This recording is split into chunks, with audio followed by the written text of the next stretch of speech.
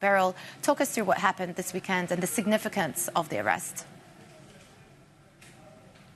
Istanbul Mayor Ekrem Imamoglu, after days in detention, was formally arrested and jailed on Sunday on corruption charges.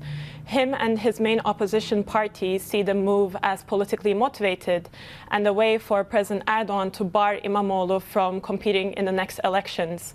His party actually held a primary on Sunday and nominated Imamoglu as the only presidential candidate. But what makes this move so significant is that Imamoglu is perhaps the most powerful and popular politician next to President Erdogan that we have seen in the last 2 decades. And while we have seen opponents of President Erdogan or critics and dissidents get jailed or face court cases in the past, the main opposition party had been largely untouched. So this move is really an escalation and seen by Erdogan's critics as a massive blow to democracy and the rule of law in the country. And like you mentioned a little bit, it has also rattled investors, both domestic investors and foreign investors last week, and we've seen major slumps in both the Turkish lira and stocks. Yeah.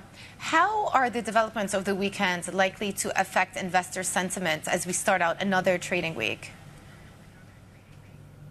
I think the expectation this week is that we won't see as much volatility as we did last week, and the risk has now been priced. And we have seen monetary policy makers step in to defend the lira. They have taken a number of measures last week to ensure that financial conditions stay tight enough through liquidity measures. We have also reported yesterday that the central bank held an emergency meeting with bank executives yesterday to discuss any potential moves and any potential developments in markets this week, and to ensure that commercial banks and policymakers are on the same page. I think there's still an underlying concern from investors that the heightened political tensions will linger in the short run, and that can absolutely affect market sentiment. But we're seeing really economy officials step in to soothe any concern.